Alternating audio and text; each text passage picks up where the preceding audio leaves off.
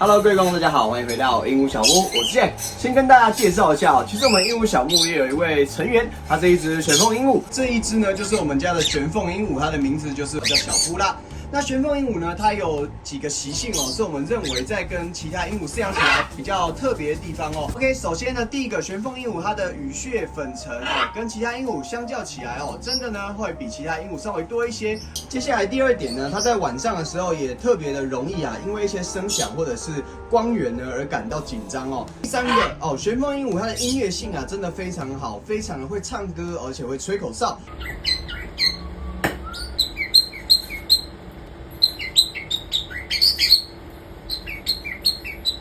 这个是我们在饲养玄凤鹦鹉这几年的心得下来觉得玄凤鹦鹉跟其他的鹦鹉比较不一样的地方。那今天的影片我们即将带大家来到一个非常厉害的场所也可以说是玄凤鹦鹉的游乐园。有一位专家他在这个高达24楼高的这个高楼上面打造了一座非常吸引人也非常好玩有趣的玄凤鹦鹉乐园，还有给予玄凤鹦鹉的食物以及鲜食都相当的值得我们参考。那今天我们也非常感谢他，那大家就跟着我们的影片，跟着我们的镜头，进到玄凤鹦鹉的游乐园吧。最近在换毛对，玄凤的羽屑比较多。好来 ，Oreo 来 ，Oreo 来，因为我戴眼镜，有时候它会录下。Oreo 来过来每次出来都一定要先亲一下。你这样这是不用亲这只这只是最贵的，这只是5000块的因为它是绿宝石。绿宝石。对，可是我们家里面最壮的，但是也最便宜的这些蛋都是它生的，它每天都一直在生蛋，好可爱，蛋球球。对，就像澳洲一样。这是鸟店救回来的，然后他们说在生病，然后我就觉得看他很可怜，他又往我走，就想有缘分就把它抱来。这只抱出来，抱过来，好多玄凤。所以现在这样一共有几只？14只然后它最早都是从同一对出来的嘛？没有，像这只就是它的孩子，一样，它是红眼睛的，又是金色的。她的老公是嘿在那边。老公在，他就生这样子。他生这只，可是这个是儿子，他们是同一胎，就颜色就不一样这个也是他们生的。又不一样的颜色，这个是第一轮的大哥，但是他体型最小。然后这个是大哥的老婆，比较大。大哥的老婆就是大嫂，就是大嫂了。大哥去那边了。女婴在那边，它才70几克，可是这只100克。所以两只体型就差不太一样。然后就会。他们开心的讲话，其实就会整个一直猛动。现在是唯一一只住在我女儿房间。真的对，好可爱。对是人不是鸟。对，它是被大变了。来喝水喽，开水喽。好漂亮哎呀，它叫小白是吗？是白白。白白他讨厌男生吗？他不喜欢。等一下黑的男生所以这个还是很白的。它125克是最重的。等快要接近就合上的那种重。125克差不多。来，大只。 baby 啦，喝水，喝开水，快点喝水。一定爱配。哎呦。我们一开始以为他是男生，所以就老师就说他是男的，另外一只是女的，就完全相反。结果玄凤是羽屑本来就比较多一点。对，玄凤本来就玄凤、灰鹰、巴丹。那现在是谁生的呀？那只就这只这只500块了，可是它超会生，而且它体质超好，CP 值很高。可是不行，我都受不了它这样一直生，也怕卡，所以就会一直增加。可是其实它也很会生。那只绿宝石就这一只，它有一年生了26颗蛋，一年26颗，对，所以它的孩子是这只，还有那个，它今年生了4只嘛，还有金面不是它，不是它，欧宝，对，这2只都是金面的，因为你看它是。红的腮红，她老公这是她老公，然后是白面的，所以出来的话，很多变金面也会是变红色，但是不会变全白，因为白面是隐性，一定要2只都是白才会变红。你那个会过敏的话，可能顶多2只就极限。像我们过年或者寒假都会出国，我一次把他们全部寄宿都要花超过1万块。对，因为要出去5、6天。对，然后那个寄宿的，我有送他一只鸟，所以他都比我大。一点点，对。啊，他们都是自己下蛋自己孵，没有用机器，对不对？他们自己孵没有，其实我有一次有用机器，而且非常有趣。我要介绍一只今年的，对，它是在那边，它是今年的鸟孙，它是第3代。他们俩没有，其实第2代而已，对我来说是孙子啊。他们2只生的，可是啊，它一出生，总共4只宝宝，它是老三，它完全不会锁食，不会叫，而且它也站不稳，它是躺着的。哦，所以就是所以他们2个就弃养它，因为你不会站好啊，一直要吃的话，它就不会喂。就最后我就是在它第2天大，因为我看它已经1天都没喂，第2天还是躺在那边，快要死不死的，我就把它抓来自己喂，喂了大概3天，到它已经有力气自己站的时候，他们才愿意喂。所以它是一开始被弃养的孩子，但它现在很壮，它也超过100克，看起来很大只。而且它是现在最吵的，他们的公的就会讲话，很会唱歌。那玄凤的那个体质是不是比一般的鹦鹉还要肠胃还要敏感，对不对？其实还好因为很多人都说要注意大便，只有特别奇怪的大便我会注意，其他他们那种拉水便啊，或者是说没有很结实的，我不会太在意。但是当我看到有很大片的白色尿盐，然后没有什么绿色，那个我就会在意，那表示它没有消化到食物，对，那个我就会在意。因为像黑皮就曾经很严重的病，它算是金属中毒，就可能去啃咬一些金属的东西，对，重金属中毒，那会影响到它的神经，所以它会一直抽搐。它鸟在抽搐的时候，它的身体就会扭转，会变形。那时候你就要把它这个固定，你不要让它去扭，然后它就会慢慢缓和下来。可是那时候它的严重是到连续大概2-3天都是每5分钟就抽1次，所以我就跟它睡在一起，它抽我就抓住，抽就抓住，就一直陪它。然后带去看2轮医生，医生也是死马当活马医，就是给他一些那个调和剂，对，就是调和金属，因为不知道是什么金属，结果好不容易救回来，一点点小血我都会找那个木瓜霜，就给它稍微抹一下，让它止血就好。我发现外面卖的有一种止血粉，我后来才知道那种止血粉就对狗狗的指甲那种的，那其实是有点类似灼，对，好像是有点灼伤，让它不要去再出血，所以他们是会痛的。因为我有买，后来发现我只要抹了，他们就很痛。对，像西瓜霜，木瓜霜、西瓜霜，我们是用西瓜霜，或广东木药粉那种。对。对啊，因为流血就是蛮常会发生的。所以在这里面有一个小小的社会，对不对？其实他们就看那个名次在演的8点档差不多。是她的老公，但是这只真的喜欢的是白白。对，他永远眼神都望着他，然后他老婆就望着，就是那个你会发现老婆的眼神是有点像漫画画的那种，像成弯来弯去，就是有点在哭的那种感觉，每天都是很忧愁的眼神。很忧愁。她的老公都忘了。老公不爱她。可是。白白在发情的时候嘛，他就会拱身体，他会邀请 Oreo， 他会邀请，可能 Oreo 从来不会照吃，他会在旁边一直跳舞，然后跳到白白已经腰酸到就直接冲去咬他，就不要了。然后这只喜欢他，超复杂的，这2个是一对，但是这只喜欢。那这样要怎么调和他们的感情？他们自己会去处理，所以他都会跟在他身啊，我这里全部咬掉啊，连那个铁不锈钢全部都给我咬完。金属，对啊。好酷！我这个游乐园，所以你们每天都会把它放出来游乐园。我每天都会放它，就放到晚上要睡觉再关进去，或者是如果我们要出门比较久的时间，我就会把它关进去，因为怕它乱咬。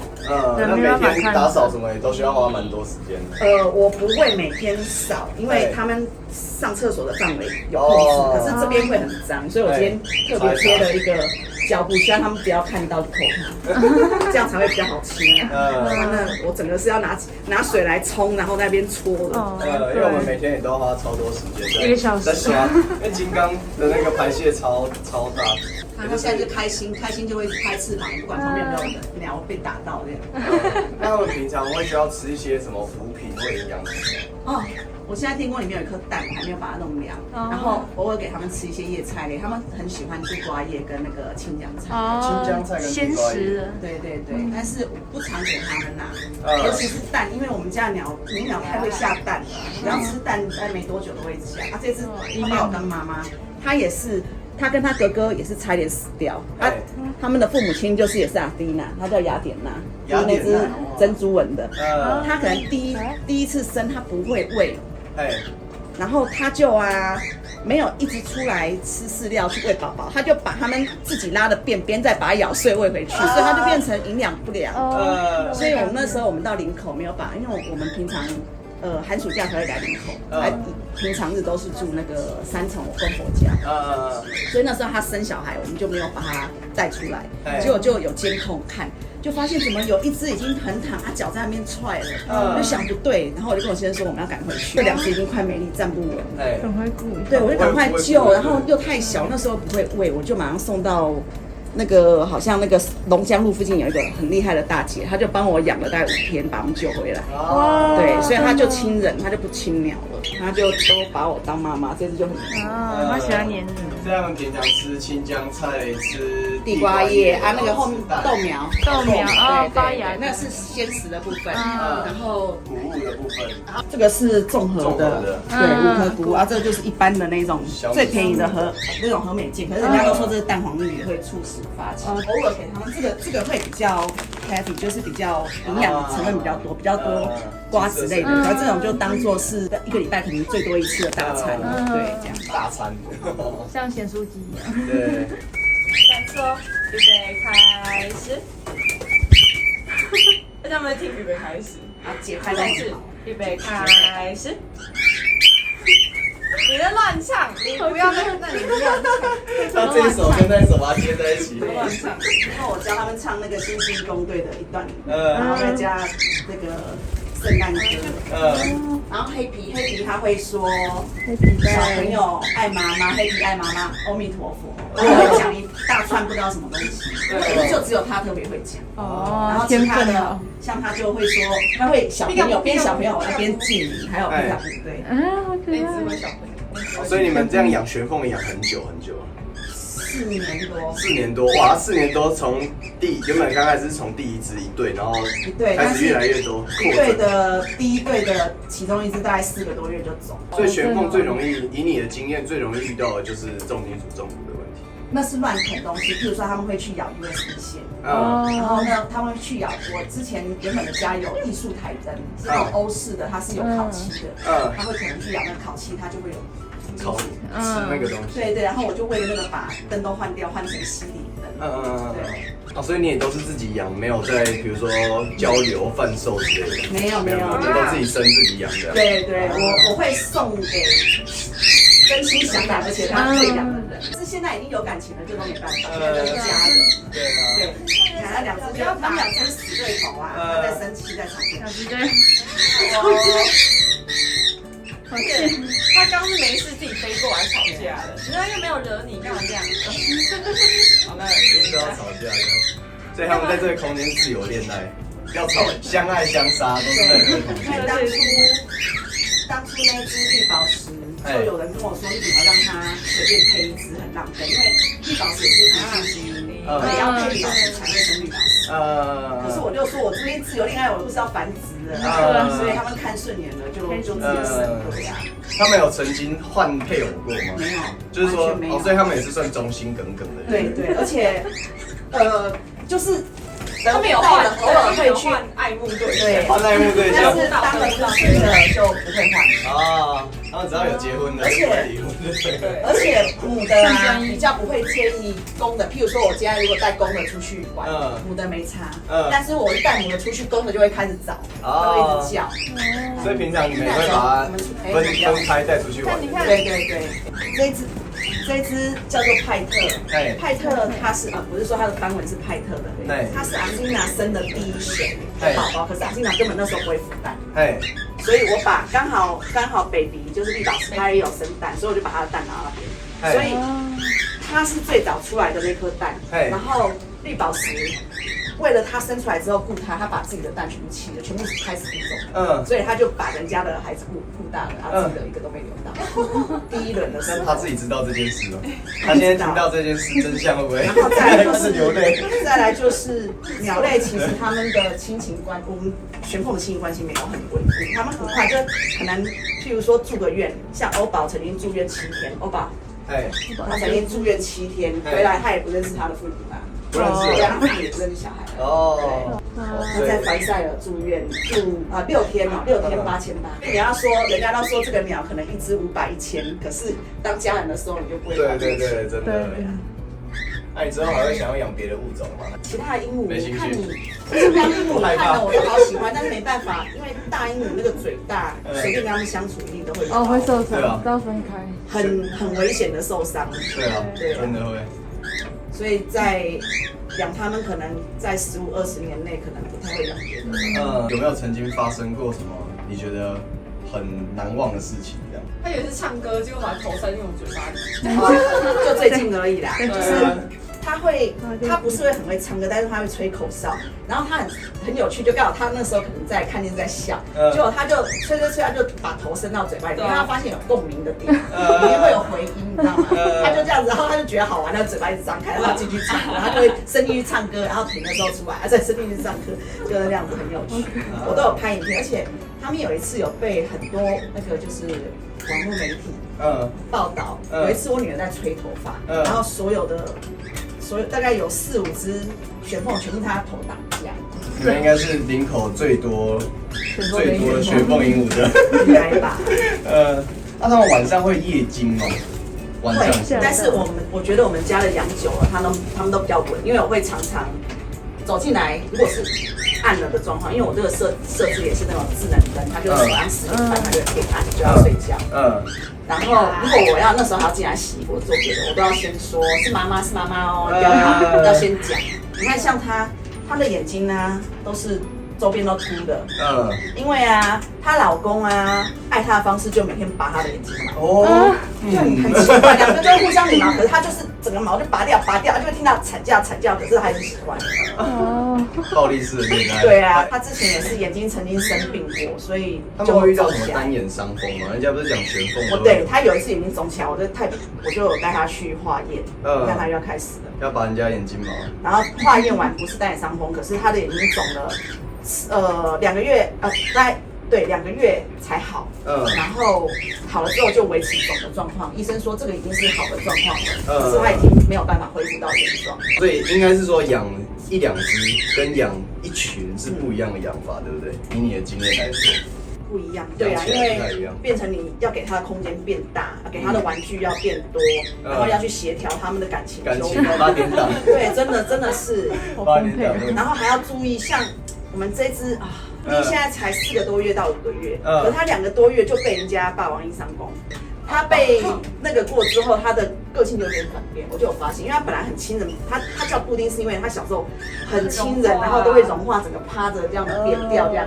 可是现在他就是属于比较神经紧张的，不过他现在找他妈妈，来找他妈妈。可是我在怀疑他可能也不是他的孩子，因为那时候雅典娜也下蛋，我直接把他的其中一颗蛋交换放到里面让他。那他们这样子如果是都有基因关系的话，他会有什么近亲的问题吗？当然会啊，所以我都会去，譬如说，上面这2只是兄妹嘛，可是他就是喜欢他也是会对他乱来，那幸好没有下蛋，会，他只要我看到一定阻止，对，看得到就只是看不到我也没办法，但是只要他们2个下蛋，我现在蛋都不留了啦，因为我太多鸟了，我一定就马上就是处理，我曾经试过水煮他们的蛋，喂回去，他们不吃，他自己知道，我不知道他是知道怎样，可是玄凤蛋的蛋白是透明的，对，感觉他们就你说煮好之后蛋白是透明的，对，好酷哦！我的豆芽菜是你自己种给他们吃，我随便乱种，好来吃菜，你要把它拔下来，一根会他们吃菜，好可爱。因为这个都没有弄，直接拿白白来吃饭，白白最喜欢吃的。是绿豆的，对不对？对，这是绿豆。他们除了绿豆，也会做其他的豆芽吗？还是绿豆为主？我去买了1包黄豆，他们不吃，好奇怪。我去买了黄豆芽。他超爱吃菜，而且他会把整个他的嘴巴超，他像丧尸一样有那个。特别绿色。吃菜了。Oreo 是最爱吃菜的。又要吵。他们早上大概几点会起床？早上5点多出来的时候，只要一亮，它跟空气一样，真的是。晚上睡觉也是，就是跟人的作息一样。我让他大概10点半熄灯，他们就会安静了。玄凤很有趣，其实它作息很固定，它只要你把它盖布怎样，它就不叫，会安静。对，那我这边因为范围大，我就没有盖布，所以只要太阳一起来就开始叫，就玄凤应该是算适合都市的宠物鸟。可以啦，养在家，因为它体积不大，哦，所以要亲一下。如果有一只，比如说你觉得它状况比较好，你会把它隔离之类的吗？我会看状况，譬如说它其实从鸟店带来，它就是这样的状况。可是那时候是因为它身体有一些病菌，嘴巴也有病菌，而且蛮严重的，所以我就带它去治疗，去反正有治疗。治疗好了之后回来，我发现其实它还是它的。我在怀疑他年纪可能大了，所以他可能那个膀胱不是很有力，所以总是会沾着。但是他其实精神状况是 OK 的。那你看他的眼神，就是感觉是比较老或者比较没精神，可是其实他 OK，他没有什么状况。啊，我是以你们的经验的话，你们会怎么去判断说一只鹦鹉、一只玄凤它是健康的？你会用什么标准去看大便，然后还有他们平常。就是我们家就是因为大部分人都比较活泼，会一直飞。那他如果突然某一天他一直待在同一个地方，然后一直休息，然后蓬毛，然后眼睛是闭的那种，我们就会开始观察，对对对。搞不好他们是身体不舒服啊，也可能是他们那天就是不想动。阿西娜是最好的例子，因为他曾经自己发生2次，他就开始蓬毛嗜睡，跟他完全不一样，平常完全不一样。然后我就观察，我发现其实他自己。闷着头睡觉，也许真的生病，可能他在自己休养，他自己会选择要吃不吃，然后大概3天之后他就好了。哦，然后发生过2次，自己痊愈。对，然后我在试别的鸟，我也是，所以我不会第一时间看他不舒服就送医院，我会观察，除非是血便。他们的那个 baby 跟 Oreo 有一次他生了一只孩子啊，就是血便，我就觉得不对劲，那个就一定要送医院。他可能吃了。尖锐的东西，对，割到肠子上，对，然后住院就没有回来，而且是隔天不到24小时就叫我去领尸体啊，不是超难过，超难过，而且那只很乖，它是唯一一只玄凤是不适合被平躺像和尚那种的，不会平躺，对，听说会什么内脏扭转，可是那一只很奇怪，它从小就它大概1个多月，它就可以这样躺下来，然后啊，它就躺下来动，然后我就帮它盖被子。它就可以不要睡觉这样子，它是唯一一只我看过很特别的玄凤，可它就没有活下来。那平常会带他们类似出门玩还是什么吗？还是都在家里居多？如果要对，很少出门，因为第一我不会让他们穿那种包屁衣，然后有链子，我觉得那个都有风险。它脚链更是对玄凤是不行的，那个一扯脚就折了。对，所以就是在天气比较凉，冬天吧比较会背包，这样子带他们出去晃晃，有可能推拉的，然后这个再装一些，这边大概装个10只，这边装4只，就这样子。然后每天就是每次要过来，就是开车就放在车子里就在。哦，那他们伙食费会很惊人吗？如果1个月的还好，你又跟猫狗比，一定不会那么贵，量没那么大。你看2只又在相亲相爱、互相礼貌之后要拔人家毛，那2只很感情超好，太神奇。然后它明明就是身材那么小，人家都说玄凤啊体重太轻是不好的，因为他们只要一生病啊，它是可以1天掉5克到10克，很恐怖。所以人家都说尽量，如果要养玄凤啊，你从它宝宝就要挑种。那只是为了让它遇到生命的时候，它有空间，可以稍微多撑久。哇，好。然后我之前去澳洲，我还特别想要去找玄凤，结果我只看到满棵树都是凤头鹦鹉，没有玄凤。看到8单那种白色的，对，都很壮观诶。对啊。这样子绕痒痒，他会喜欢吗？他很喜欢，这就是他舒服，而且其实你们看，他们是会笑的，而且他会笑到合不拢嘴，他们很容易就可以判断出他是开心。像他生气的时候非常明显，他的眼睛会变斜，像老鹰一样。表情会不一样，表情很丰富，对不对？